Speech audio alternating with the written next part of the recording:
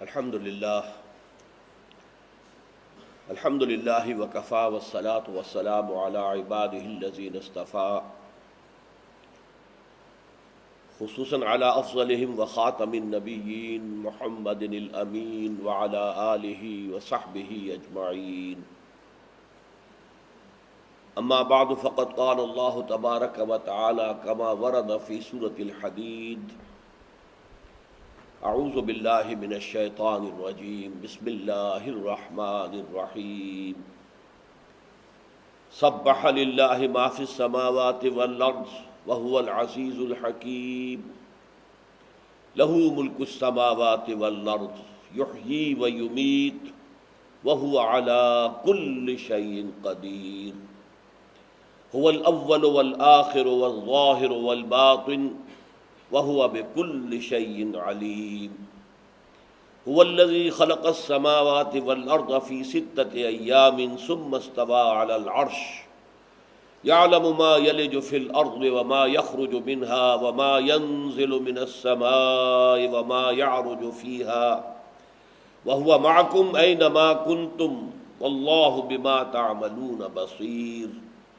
له ملك السماوات والأرض وإلى الله ترجع الأمور. يولج الليل في النهار ويولج النهار في الليل وهو عليم بذات الصدور. صدق الله العظيم. رب اشرح لي صدري ويسر لي أمري واحلل عقدة من لساني يفقهوا قولي. اللهم ربنا ألهمنا رشدنا واعصمنا من شرور أنفسنا. اللهم ارنا الحق حقا وارزقنا اتباعه وارنا الباطل باطلا وارزقنا اجتنابه. آمین یا رب العالمین. سورہ حدید کی پہلی 6 آیات کے بارے میں یہ عرض کر چکا ہوں کہ میری معلومات کی حد تک ذات و صفات باری تعالیٰ کا بیان جامع ترین انداز میں اور فلسفہ و حکمت کی اعلیٰ ترین سطح پر ان آیات میں وارد ہوا ہے، اور یہ اس اعتبار سے قرآن حکیم کا کلائمیکس ہے. ہم نے پہلی 2 آیات مکمل پڑھ لی تھی. آسمانوں اور زمین میں جو کچھ ہے اللہ کی تسبیح کرتا ہے، اور وہ زبردست ہے، کمال حکمت والا. اسی کے لیے ہے بادشاہی آسمانوں اور زمین کی. وہی زندہ رکھتا ہے، وہی مارتا ہے، اور وہ ہر چیز پر قادر ہے. وہی اول ہے، وہی آخر ہے، وہی ظاہر ہے، وہی باطن ہے، اور وہ ہر شے کا علم رکھتا ہے. یہ تیسری آیت ہمارے زیر گفتگو رہی ہے. اس کے ضمن میں بعض مباحث جو سامنے آئے اس میں یقیناً بہت سے حضرات کو کافی اشکالات پیش آئے ہیں، اس لیے کہ یہ فلسفے کی بلند ترین سطح ہے. حقیقت وجود، ماہیت وجود، اور پھر اللہ کا وجود اور اس کائنات کا وجود. آیا یہ ایک دوسرے سے بالکل جدا ہے یا ان کے مابین کوئی ارتباط ہے، تعلق ہے؟ جیسا کہ میں نے عرض کیا، یہ وہ مقام ہے کہ جس پر امام راضی جیسا مفسر کھڑا ہو گیا ہے حیران و پریشان ہو کر: اعلم من ھذا المقام مقام غامض عمیق مہیب. آگاہ ہو جاؤ کہ یہ مقام بہت چھپا ہوا ہے، مخفی ہے، غامض ہے، اور عمیق ہے، بہت گہرا ہے، اور مہیب ہے، پر ہیبت ہے. اب ظاہر بات ہے کہ ایک شکل تو یہ تھی کہ ہم روانی سے اس آیت پر سے گزر جاتے، لیکن جب ہم قرآن مجید کا مطالعہ کر رہے ہیں اور ظاہر ہے کہ یہ قرآن کی آیت ہے، قرآن کے الفاظ ہیں، اللہ تعالیٰ نے ان کو بلا ضرورت قرآن کے اندر نہیں رکھ دیا ہے، تو اس پر ہم نے گفتگو کی ہے. اگرچہ اس کے بارے میں واقعہ یہ ہے کہ حتمی بات کہنا آج بھی ممکن نہیں ہے. میں نے جو کچھ آپ سے عرض کیا ہے وہ یہ ہے کہ ایک تو ہے لا معبود الا اللہ، لا الہ الا اللہ، اس کی ایک سطح ہے لا معبود الا اللہ، یعنی لا مسجود الا اللہ، لا حاکم الا اللہ، لا شارع الا اللہ، حکم دینے والا کوئی نہیں اللہ کے سوا، اور کوئی نہیں شریعت دینے والا، قانون دینے والا اللہ کے سوا، لا قاضی الحاجات الا اللہ، لا حل المشکلات الا اللہ، کوئی نہیں ہے کہ جو ہماری ضرورتوں کو پورا کر سکتا ہو سوائے اللہ کے، لا غافر الذنب الا اللہ، کوئی نہیں ہے جو ہمارے گناہوں کو معاف کر سکے سوائے اس کے، لا رازق الا اللہ، وہی نہیں ہے جو ہمیں رزق دیتا ہو سوائے اللہ کے۔ اب یہ ہے لا معبود الا اللہ، یہ ہے شریعت۔ اس سے ایک بلند تر سطح ہے، وہ ہے طریقت۔ لا محبوب الا اللہ، لا مقصود الا اللہ، لا مطلوب الا اللہ۔ انسان کا مطلوب حقیقی، مقصود حقیقی، محبوب حقیقی اللہ کے سوا کوئی نہ رہے، سب کی محبتیں اللہ کی محبت کے تابع ہو جائیں، تمام مقاصد اللہ تعالیٰ کے مقصد کے تابع ہو جائے۔ یہ ہے طریقت کہ انسان کا اندرونی وجود جو ہے، روحانی وجود، وہ لا محبوب الا اللہ، لا مطلوب الا اللہ، لا مقصود الا اللہ تک پہنچ جائے۔ اب اس سے بلند تر سطح وہ ہے کہ جس کا تعلق نہ شریعت سے ہے نہ طریقت سے ہے۔ یہ فلسفے کی ایک شاخ ہے، ماہیت وجود۔ اس کے ضمن میں لا موجود الا اللہ، اب یہ آخری بلند ترین سطح ہے۔ لیکن اس لا موجود الا اللہ کی تین شکلیں دنیا میں رہی ہیں۔ ایک تو یہ ہے کہ لا موجود الا اللہ، اللہ کے سوا کوئی نہیں ہے، تو گویا کہ جو کچھ موجود ہے وہ اللہ ہے، معاذ اللہ ثم معاذ اللہ ثم معاذ اللہ۔ یہ بدترین کفر ہے، بدترین شرک ہے، اسی کا نام پینتھیزم ہے، اور اسی کا اصل مفہوم ہمہ اوست ہے، جبکہ شریعت اور طریقت ہمہ از اوست، ہمہ با اوست ہے۔ تو ایک تو توحید وجودی یہ ہو گئی لا موجود الا اللہ، جو کچھ موجود ہے اللہ ہے، معاذ اللہ ثم معاذ اللہ ثم معاذ اللہ۔ ایک لا موجود الا اللہ یا توحید وجودی کی تعبیر یہ ہے کہ وجود حقیقی ہے ہی صرف اللہ کا، باقی جو کچھ نظر آ رہا ہے وہ ہے ہی نہیں، اس کا وجود ہی نہیں ہے۔ کل ما فی الکون، یہ جو کچھ بھی نظر آ رہا ہے کچھ بھی نہیں ہے، الا وہم و خیال، یہ وہم ہے ہمارا، خیال ہے، تصور ہے، اور عکوس فی المرایا او ظلال، یا یہ کہ یہ جیسے کہ آئینے میں تصویر نظر آ جاتی ہے، عکس نظر آ جاتا ہے، اس کا وجود کوئی نہیں ہوتا، یا سایہ ہوتا ہے تو سایہ کا کوئی وجود نہیں ہے۔ یہ خیال ہمارے ہاں شاعری میں بہت زیادہ پیش کیا گیا ہے، اور کافی لوگوں کو مقبول ہے لوگوں کے اندر۔ چنانچہ میں نے بہت سے آپ کے سامنے اشعار رکھے کہ ہستی کے مت فریب میں آ جائیے و اسد، عالم تمام حلقہ دام خیال ہے۔ یہ دام خیال ہے، اس کا کوئی وجود نہیں ہے۔ یا یہ کہ ہر چند کہیں کہ ہے نہیں ہے، یہ بھی ہے، ایک خیال ہے کہ نہیں ہے، کچھ بھی نہیں ہے۔ تو اس اعتبار سے یہ دوسرا جو ہے، اس کے لیے عام طور پر لفظ وحدت الشہود کا استعمال ہوتا ہے، اور یہ منسوب ہے، جیسا کہ میں نے بتایا تھا کہ شیخ مجدد الفسادی رحمۃ اللہ علیہ، انہوں نے مثال دی کہ اگر آپ ایک لاٹھی لے لیں اور اس کے ایک سرے پر کپڑا باندھ کر اس میں مٹی کا تیل ڈال کر اس میں آگ لگا دیں تو ایک شعلہ جوالہ آپ کے پاس ہے۔ اب اس لاٹھی کو تیزی سے حرکت دیجئے تو آپ کو ایک آتشی دائرہ نظر آئے گا، آنکھ دیکھ رہی ہے کہ دائرہ ہے، آگ کا دائرہ ہے، حالانکہ آپ کو معلوم ہے دائرہ نہیں ہے، وہ تو ایک ہی شعلہ جوالہ ہے۔ لو شمع حقیقت کی اپنی ہی جگہ پر ہے، فانوس کی گردش سے کیا کیا نظر آتا ہے۔ تو یہ دوسرا درجہ ہے۔ تیسری بات وہ ہے جو محی الدین ابن عربی، جو ہمارے صوفیہ کے ہاں شیخ اکبر کے نام سے موسوم ہے، ان کا کہنا یہ ہے کہ وجود حقیقی تو ایک ہی ہے، ذات باری بھی اور اس کائنات کا وجود اصلاً ایک ہے، البتہ جب کوئی شے مشکل ہو جاتی ہے، معین ہو جاتی ہے، تو وہ اللہ کا غیر ہو جاتی ہے۔ یعنی انہوں نے اسے بھی حقیقی کہا، اللہ کی ذات تو حقیقی ہے ہی، جو کچھ وجود میں نظر آ رہا ہے وہ بھی غیر حقیقی نہیں ہے، لیکن اس کی جو شکل بن گئی ہے معین، وہ اللہ کی ذات سے جدا ہے۔ اب یہ تین باتیں ہیں۔ آپ یہ بھی کہہ سکتے ہیں کہ دفع کرو ان مسائل کو، کیا ضرورت ہے، ہمارے دین کی کوئی ضرورت اس کے ساتھ وابستہ نہیں ہے، ٹھیک ہے، وہ بات بھی ٹھیک ہے۔ پھر یہ کہ ایسے لوگ بھی ہوتے ہیں ہمیشہ کہ جو چاہتے ہیں کہ حقیقت کو سمجھیں، اور ان کا ذہن جو ہے وہ ان سوالات کا جواب چاہتا ہے، تو جو جوابات دیے گئے وہ میں نے آپ کے سامنے رکھ دیے۔ میں کسی کا بھی مبلغ نہیں ہوں، البتہ ظاہر بات ہے کہ پہلی بات کہو کہ میں تردید کرتا ہوں with all the emphasis at my command کہ جو کچھ ہے اللہ ہے، نہیں، یہ کفر ہے، یہ شرک ہے، قطعاً غلط ہے۔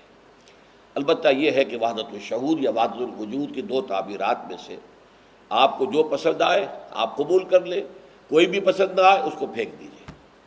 اب ہم آگے چل رہے ہیں۔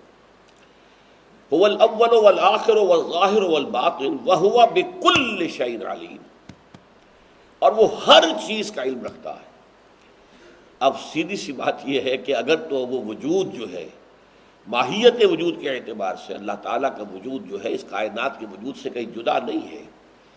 ایک تصور تو یہ ہے، اگلی آیت میں ہم پڑھیں گے کہ کہیں کوئی تخت ہے، تخت طاؤس ہے یا کوئی اور بڑا تخت ہے، اور اس تخت کے اوپر اللہ تعالیٰ بیٹھا ہوا ہے۔ اس کو ہم جسمانیت کہیں گے، جسمیت کہیں گے، اور یہ کہ اللہ کسی خاص مقام پر کسی خاص جہت کے اندر گویا کہ پھر محدود ہو جاتا ہے۔ لیکن اگر ہم یہ مانتے ہیں کہ نہیں، اللہ تعالیٰ اس کائنات کے ساتھ ہی اس کا وجود ہے، تو پھر یقیناً وہ ہر شے کا عالم ہے، ہوا بکل شیء علیم۔ اور یہ بات میں آپ کو بتا چکا ہوں کہ دو صفات اللہ تعالیٰ کی وہ ہیں جن پر قرآن مجید میں سب سے زیادہ ایمفسس کیا گیا۔ ایک ہوا علی کل شیء قدیر، دوسرے ہوا بکل شیء علیم۔ یہ دونوں ساتھ ساتھ کی آیتوں میں اس جگہ پر آ گئے۔ اور میں نے عرض کیا تھا کہ کل کا لفظ جو ہے ہماری پناہ گاہ ہے۔ ہم جانتے ہیں اللہ قادر ہے، کتنا قادر ہے یہ ہم کیا سمجھیں گے، ہمارے چھوٹے سے ذہن میں اس کی مقدار کا کوئی سوال آ ہی نہیں سکتا۔ بس کل یہ پناہ گاہ ہے، وہ اب علی کل شیء قدیر۔ اسی طرح وہ عالم ہے، علیم ہے، علام ہے۔ کتنا عالم ہے، اس کے علم کی کیا وسعت ہے، معاذ اللہ، ہماری کیا مجال کہ اس کے بارے میں کچھ سوچ بھی سکیں۔ لیکن یہاں پھر وہی لفظ کل جو ہے وہ پناہ گاہ ہو جائے گا۔ ہوا بکل شیء علیم، وہ ہر چیز کا علم رکھنے والا ہے۔ باقی جہاں تک اس آیہ مبارکہ کا پہلا حصہ ہے اس کے بارے میں مزید میں کچھ عرض کرنا چاہتا ہوں کہ شیخ سعدی کہتے ہیں تواں در بلاغت بے صحباں رسید، نہ در کن ہے بے چون صبحاں رسید۔ صحباں ایک بہت بڑے ادیب تھے، بہت بڑے قلم کار، بہت بڑے منطقی، بہت بڑے ادیب۔ تو شیخ سعدی کہہ رہے ہیں کہ یہ تو ممکن ہے کہ انسان بلاغت میں صحباں تک پہنچ جائے، یہ تو ممکن ہے، لیکن نہ در کن ہے بے چونے صبح، سبحان اللہ ہے، سبحان اللہ، سبحان کی ہستی کی کنہ کے بارے میں کہیں کچھ نہیں کہا جا سکتا، کچھ نہیں کہہ سکتا۔ اس سے بھی زیادہ ایک بات میں نے اس سے پہلے عرض کی تھی، کانسیپٹ اور پرسیپٹ کے حوالے سے۔ فلسفے میں بھی یہ کہا جاتا ہے this universe is a concept and God is percept. Concept ہے کسی چیز کا ایک تصور آپ پورا اپنے ذہن میں لا سکیں، وہ آپ کا کانسیپٹ ہوگا۔ پرسیپشن یہ ہے کہ آپ نے کسی چیز کا ادراک کر لیا ہے لیکن آپ اس کا احاطہ نہیں کر سکتے۔ میں نے مثال دی تھی کہ ایک بڑی اونچی فصیل ہے، دیوار ہے، اب ایک شخص جو دور سے دیکھ رہا ہے، جس کو بینائی حاصل ہے، وہ اندازہ کر لے گا کہ فصیل اتنی اونچی ہے، اس طرح کے پتھر سے یا مواد سے بنی ہوئی ہے، اس کے رنگ کیا ہے، یہ سب کچھ دیکھ رہا ہے، اس نے ایک تصور قائم کر لیا اس کا۔ لیکن ایک نابینا انسان آئے گا، آ کر اس کو چھوئے گا اور اس کو دیکھے گا کہ ہے تو صحیح، اب یہ کتنی اونچی ہے میں نہیں جانتا، یہ کس مواد سے بنی ہے میں نہیں جانتا، اس کا رنگ کیا ہے میں نہیں جانتا۔ یہ بات ہے جو نظامی گنجوی ایک بہت بڑے شاعر ہیں فارسی کے، دور بینان بارگاہ الست جز پے این برداند کے ہست۔ یہ بارگاہ الست ہے، وہ جس میں کہ ہم نے عہد کیا تھا، اللہ نے پوچھا تھا الست بربکم قالوا بلا۔ تو بارگاہ الست جو ہے اللہ تعالیٰ کا وہ دربار، اس کو جہاں تک لوگ دور سے دیکھنے والے ہیں، دور بینان، جتنے زیادہ سے زیادہ دیکھنے والے ہیں اس بارگاہ ربانی کے، وہ بھی سوائے اس کے اور کچھ نہیں کہہ سکتے کہ ہست ہے موجود، یہ ہست ہے۔ اب یہ کہ اس کی صفات، اس کی ذات کے بارے میں تو بارہا کہہ چکا ہوں، وراء الورا ثم وراء الورا ثم وراء الورا، اس کے بارے میں تو اگر آپ کوئی تصور کریں گے وہ شرک ہو جائے گا، کیونکہ وہ آپ کے ذہن کی پیداوار ہے، آپ نے ایک تصویر اپنے ذہن میں بنا لی ہے۔ اللہ وہ نہیں ہے، تو گویا کہ آپ ایک نیا اللہ آپ کے ذہن نے تراش لیا ہے۔ می تراشت فکر ماں ہردم خدا بندے دیگر، میرا فکر جو ہے ایک خدا کو بناتا رہتا ہے، جیسے بت تراشتا رہتا ہے، ایسے ہی میری سوچ جو ہے اگر وہ اللہ کی ذات کے بارے میں کچھ کرتی ہے کوشش، تو گویا کہ وہ بت ہے جو اس نے بنا لیا ہے اپنے ذہن کے اندر۔ اس حوالے سے میں آج آپ کو ایک شعر سنا رہا ہوں: اے برترس خیال و قیاس و گمان و وہم، اے وہ ذات کہ جو خیال، قیاس، گمان اور وہم سب سے وراء الورا ہے، وراء الورا ہے، وراء الورا ہے۔ اے برترس خیال و قیاس و گمان و وہم، بس ہرچ گفتیم شنیدیم و خواندائیم، اور اے وہ ہستی جو بلند تر ہے، وراء الورا ہے، ان تمام چیزوں سے جو ہم نے کہیں یا ہم نے سنی یا ہم نے پڑھی، تیری ذات کے بارے میں کچھ نہیں جانتے ہم۔ دفتر تمام گشت، ہمارا دفتر، ہماری کتاب، ہماری کاپی تو ختم ہو گئی، لکھتے لکھتے لکھتے لکھتے لکھتے لکھتے لکھتے لکھتے دفتر تمام گشت و بپایا رسید عمر، اور ہماری عمر بھی اب آخری کنارے پہ آ لگی ہے۔ ماں ہم چنا در اول وصف تمہارے، ہم تجھے کیا سمجھیں گے، ہم تو اب تک تیرے پہلی صفت کے بارے میں بھی تھک گئے ہیں، ہار گئے ہیں، کچھ نہیں سمجھ سکتے۔ یہ اول وصف، تو پہلا وصف کیا ہے اللہ کا؟ اللہ کے صفاتی نام ہے وہ 99 ہیں، ان میں سے 5 کو کہا گیا بنیادی، یعنی یوں سمجھیے امہات الصفات۔ جیسے رسول بہت سے ہیں، اولو العزم 5 ہیں، حضرت نوح، حضرت ابراہیم، حضرت موسیٰ، حضرت عیسیٰ، حضرت محمد صلی اللہ علیہ وسلم وعلیہم الصلاۃ والسلام، اولو العزم من الرسل، رسولوں میں بہت بلند مقام رکھنے والے۔ اسی طرح اللہ کی صفات، نمبر 1 وجود، اس کی ہستی ہے، ہست جو ہم محسوس کرتے کہ ہے وجود۔ نمبر 2 حیات، یہ کوئی مردہ وجود نہیں ہے، زندہ وجود، حیات، اور حیات کی بھی کامل ترین شکل کہ نہ اسے نیند آتی ہے نہ اونگ آتی ہے۔ تو وجود، حیات، علم، ہر شے کا علم ہے، قدرت ہر شے پر قادر ہے، اور کلام، وہ بات کرتا ہے، متکلم ہے۔ یہ 5 صفات ہیں۔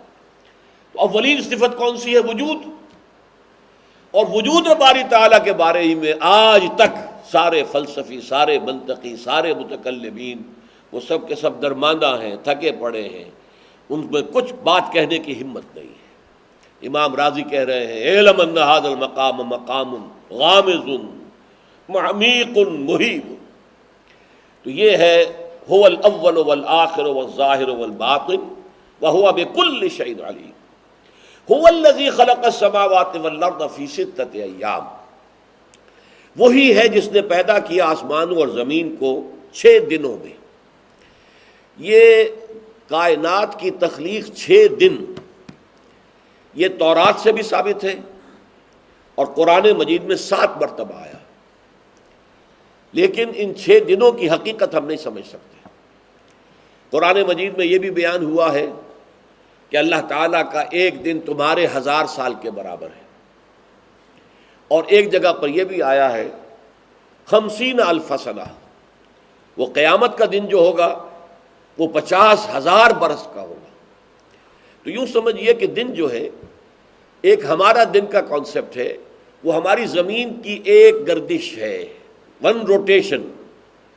یہ سورج کے سامنے ہے تو دن ہے، اور پیچھے چلی گئی ہے تو وہ رات ہے، اور یہ مل کر ایک دن بنتا ہے۔ یہ تو ہوا ہماری زمین کا دن، لیکن ہو سکتا ہے کہ مریخ کا دن کچھ اور ہو، اس کی ایک جو ہے اپنے محور پر جو حرکت ہے وہ ایک 24 گھنٹے میں نہیں بلکہ 100 گھنٹوں میں ہوتی ہے، اور جو دور دور سے سیارے ہیں بڑے بڑے ہیں، زمین سے بہت بڑے بڑے، ان کا ایک دن پتہ نہیں کتنا ہوگا۔ پھر یہ سورج جو ہے یہ بھی اپنی جگہ پر حرکت کر رہا ہے، اس کی بھی دونوں موومنٹس ہیں، محوری گردش بھی ہے اور ایک وہ دورانی جو ہے اپنے پورے کنبے کو لے کر، اپنے سارے سیاروں کو لے کر وہ کسی اور بہت بڑے ستارے کے گرد چل رہا ہے۔ تو اب اس کا بھی ایک دن ہے، کیا تصور ہم کریں گے اس کے ایک دن کا؟ پھر گیلیکسی کا ایک دن ہے، پھر یہ کہ اس پوری کائنات کا ایک دن کیا ہوگا۔ لہذا ہمارے تصور سے یہ ماورا ہے۔ آج تک ابھی نہ تو ہم سما کی حقیقت کو سمجھ سکے ہیں، آسمان سے مراد کیا ہے۔ یقیناً سامنے بات آئے گی، سنریہم آیاتنا فی الآفاق وفی انفسہم حتی یتبین لہم انہ الحق، ہم عنقریب انہیں اپنی نشانیاں دکھائیں گے آفاق و انفس میں، یہاں تک کہ یہ بات ان پر بالکل واضح ہو جائے گی کہ قرآن حق ہے۔ لیکن ابھی ہمیں انتظار کرنا پڑے گا، سماوات کی حقیقت سے ہم ابھی واقف نہیں۔ اسی طرح یہ کون سے دن ہیں؟ ملینیمز ہیں، یہ لاکھوں سال ہمارے حساب سے جو ہے وہ کوئی ایک دن بنتا، واللہ اعلم۔ 6 دن کی بات جو ہے متفق علیہ۔ فرق کیا ہے کہ تورات میں یہ بھی کہہ دیا گیا، کیونکہ اصل تورات گم ہو گئی تھی، اور اس کے بعد جب اس کو یادداشت سے مرتب کیا گیا کوئی 150 برس کے بعد، تو اس میں ہیومن مائنڈ جو ہے وہ اس کے اندر داخل ہو گیا۔ لہذا یہ بھی لکھ دیا گیا کہ 6 دن میں اللہ نے آسمان اور زمین کی تخلیق مکمل کی، 7ویں دن اس نے آرام کیا۔ یہ 7ویں دن کے آرام کا تصور ہے جو ویسٹ میں ویک اینڈ کی طرح کا جو بنیاد ہے در حقیقت ویک اینڈ، وہ اس پر مبنی ہے کہ 7ویں دن اللہ نے آرام، آخر تھک گیا نا، اتنی بڑی کائنات پیدا کی 6 دن میں تو تکان ہوئی ہے۔ اسی کا جواب سورہ قاف میں دیا گیا، وَلَقَدْ خَلَقْنَا السَّمَاوَاتِ وَالْأَرْضَ وَمَا بَيْنَهُمَا فِي 6 أَيَّامٍ وَمَا مَسَّنَا بِاللُّغُوبِ۔ یہ تو صحیح ہے کہ ہم نے آسمان اور زمین اور جو کچھ اس کے مابین ہے ان کی تخلیق جو ہے 6 دن میں کی، لیکن ہمیں کوئی تکان لاحق نہیں ہوئی، گویا کہ اس کی نفی ہے کہ ہمیں کسی آرام کی ضرورت نہیں تھی۔ تو فرمایا هُوَ الَّذِي خَلَقَ السَّمَاوَاتَ وَالْأَرْضَ فِي 6 أَيَّامٍ ثُمَّ اسْتَوَىٰ عَلَى الْعَرْشِ، پھر وہ سیدھا ہو گیا۔ استوا کسے کہیں گے؟ خط استوا جو زمین کو 2 برابر برابر حصوں میں تقسیم کرتا ہے۔ مستوی ہو جانا، دیکھیے ایک گھوڑے کا سوار ہے جو شیکی ہے، ایک گھوڑے کا سوار ہے جم کر بیٹھا ہوا، گھوڑا اس کے کنٹرول میں ہے۔ استوا کے معنی ہے برابر ہو کر، کوئی ادھر ادھر جھکاؤ نہیں ہے۔ ثم استوى على العرش، اس کو ہم اگر سادہ لفظ میں بیان کریں گے پھر وہ متمکن ہو گیا تخت پر۔ اب یہ عرش کیا ہے، یہ پھر ایک بہت بڑا مسئلہ آ گیا۔ جیسا کہ میں نے ابھی عرض کیا تھا، ایک دیہاتی بیچارہ اگر یہ سمجھے کہ جیسے کوئی راجہ ہوتا ہے تو اس کا ایک تخت ہوتا ہے، اس پر وہ بیٹھتا ہے، بادشاہ ہوتا ہے، تخت طاؤس ہوتا تھا ایک، یا جیسا کہ میں نے آپ کو بتایا ہے کہ ایک تھرون آف ڈیوڈ ہے جو اب بھی ویسٹ منسٹر ایبے کے اندر موجود ہے، حضرت داؤد علیہ السلام کی تاج پوشی جس پتھر پر بٹھا کر کی گئی تھی۔ تو ایک یہ تصور ہو سکتا ہے کہ کوئی عرش ہے اس کائنات کے اندر کسی جگہ، بہت بلند بہت بلند بہت بلند بہت بلند، کوئی تخت طاؤس، اور طاؤس کس بلا کا نام ہے، کوئی اور اس سے بہت زیادہ شاندار کوئی عرش ہے اور اللہ اس پر بیٹھا ہوا ہے۔ یہ گویا کہ ایک جسمانیت اور اللہ کو ایک سمت میں ایک مقام میں محدود کر دینے کی بات ہے۔ یہی وجہ ہے کہ پھر ہم کہتے ہیں اسے کہ یہ استعارہ ہے۔ استعارہ کہا ہے کہ پھر وہ تخت حکومت پر متمکن ہو گیا، یعنی یہ نہیں ہے کہ وہ کائنات کو پیدا کر کے لا تعلق ہو گیا۔ یہ بھی تصور ہمارا آج اللہ کے بارے میں ہے۔ سائنٹیفک مائنڈ جو ہے اس نے جو ایک فلسفہ پیدا کیا جسے سائنٹزم کہتے ہیں آج کل، سائنٹزم، سائنس کی بنیاد پر ایک فلسفہ، وہ اگر خدا کو مانتا بھی ہے تو اس معنی میں مانتا ہے کہ خدا نے کائنات کو کریٹ کیا بس خلاص، اور اس کے لیے ایک قانون معین کر دیا ہے، اب یہ کائنات خود بخود چل رہی ہے۔ یوں سمجھیے کہ جیسے ایک فٹ بال کے کھلاڑی نے فٹ بال کو ہٹ لگائی ہے زور سے، اب وہ فٹ بال اس کا اور اس کا کھلاڑی کا کوئی تعلق نہیں ہے، اب تو وہ فٹ بال جا رہی ہے آپ سے، آپ جو بھی اس کو مومنٹم جو ہے اس کک کی وجہ سے ملا ہے وہ چلتا جائے گا۔ اور ہم جانتے ہیں کہ اگر نہ فضا میں کوئی رکاوٹ ہو نہ زمین پر کوئی رکاوٹ ہو تو وہ ہمیشہ کے لیے چلتا جائے گا، پھر وہ بال کہیں رکے گا نہیں۔ وہ تو یہ کہ زمین کے اندر چلتا ہے تو اس کے اندر چونکہ فرکشن ہے یا ہوا میں چلتا تو ہوا میں فرکشن ہے تو اس لیے وہ کہیں رکتا ہے، لیکن اب وہ کھلاڑی کے کنٹرول میں نہیں ہے کہ وہ اسے روک لے، وہ تو اس نے ایک کک لگا دی رک گیا۔ یہ تصور بھی کفر ہے اور شرک ہے۔ اللہ خالق ہی نہیں ہے، حاکم ہے، خالق ہی نہیں ہے، مدبر ہے، تدبیر کرتا ہے۔ یدبر الامر من السماء الى الارض، لہجہ بلہجہ اس کا حکم کار فرما ہے۔ یہ جو پہلی بات میں نے عرض کی سائنٹزم، اسی کا سب سے بڑا مظہر یہ ہوا ہمارے ہاں، جو خاص طور پر شروع ہوا سر سید احمد خان سے، کہ یہ جو اللہ تعالیٰ کے قوانین طبیعہ ہیں انہیں کوئی نہیں توڑ سکتا، اللہ بھی نہیں توڑ سکتا۔ لہذا وہ کہتے ہیں کہ یہ جو کہتے ہیں کہ آسا پڑا سمندر پر سمندر پھٹ گیا، بے وقوف لوگ ہیں یہ تو قانون فطرت ہے، واٹر کیپس اٹس سرفیس، یہ ہو ہی نہیں سکتا کہ سمندر دو حصوں میں بٹ کر اور ہر حصہ جو ہے وہ ایک چٹان کے مانند کھڑا ہو جائے۔ یہ تو اصل میں مد و جزر کی بات تھی، دریا جزر پر تھا، اترا ہوا تھا سمندر، تو حضرت موسیٰ اپنی قوم کو لے کر گزر گئے، اور جب وہ فرعون آیا وہ مد پر آ گیا، وہ چڑھ گیا سمندر اور غرق ہو گیا۔ یہ تعویلات جو شروع ہوئی ہیں اس مغربی سائنس کے آنے کے بعد، خاص طور پر چونکہ نیوٹونین سائنس جو تھی وہ بڑی قطعی سمجھی جاتی تھی، بڑی قطعی۔ اس کے بعد جو دور آیا ہے آپ کو معلوم ہے، آئنسٹائن کا دور جو ہے اس میں تو کوئی چیز قطعی رہی ہی نہیں، کیٹیگریز تھی اس میں، میٹر اور ہے، انرجی اور ہے۔ آج میٹر اور انرجی کی ڈویلٹی ختم ہو چکی ہے۔ Matter is energy, matter can be converted into energy, energy can be converted into matter, یہ دونوں انٹر کنورٹیبل چیزیں ہیں۔ تو سائنس کا وہ دور جو تھا وہ بڑا مرعوب کن تھا۔ ایک تو یہ کہ آئی تھی وہ سائنس انگریز کے ہاتھوں، جس نے ہمیں فتح کیا، ہمیں شکست دی، ہم سے حکومت چھینی، ہمارا حکمران بن کر بیٹھ گیا، تو ایک تو مرعوبیت اس کی بنیاد پر تھی۔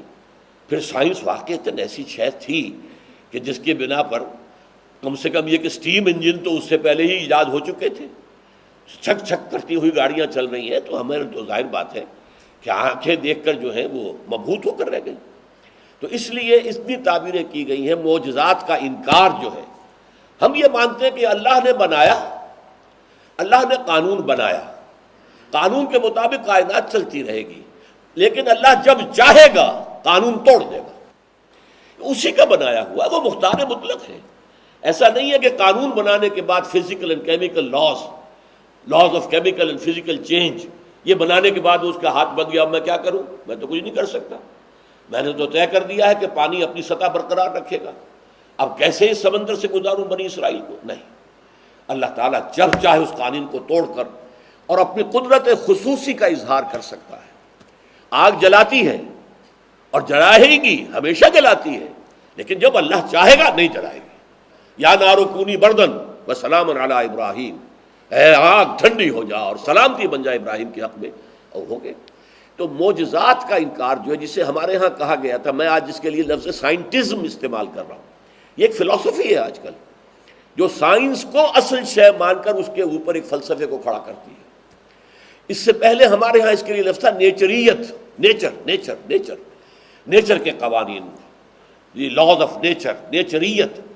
سب سے پہلے نیچری ہمارے ملک کے اندر یہ سر سید احمد خان تھے، اور اس کے بعد وہ نیچریت جو ہے ان کے مصاحبین اور ان کے شاگردوں میں سرایت کرتی گئی، کسی میں زیادہ کسی میں کم۔ علامہ شبلی ان کے ساتھ کام کرتے رہے علی گڑھ کالج میں، ان کے اندر بھی وہ نیچریت سرایت کر گئی۔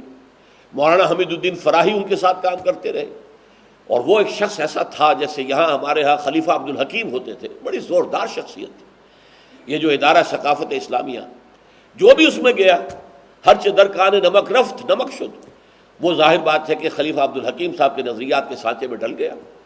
اسی طرح جو بھی گیا ہے علی گڑھ کالج میں، وہ سر سید سے کم یا بیش، زیادہ یا کم متاثر ہوا ہے، اور اس کے ذہن پر یہ نیچریت جو ہے سوار ہوئی ہے۔ تو یہاں سمجھ لیجئے کہا جا رہا ہے هو الذی خلق السماوات والارض فی ستۃ ایام ثم استوى علی العرش، پھر بنانے کے بعد وہ تخت حکومت پر متمکن ہوا ہے اور اس کا حکم جاری و ساری ہے۔ ہمارا ایمان ہے کہ پتہ تک نہیں ہلتا ہے جب تک کہ اس کا اذن نہ ہو، اور وہ جب چاہے اپنے بنائے ہوئے قوانین کو توڑ کر اپنی قدرت خصوصی جو ہے اس کا اظہار کر سکتا ہے۔ بارک اللہ لی ولکم فی القرآن العظیم ونفعنی وإیاکم بالآیات والذکر الحکیم۔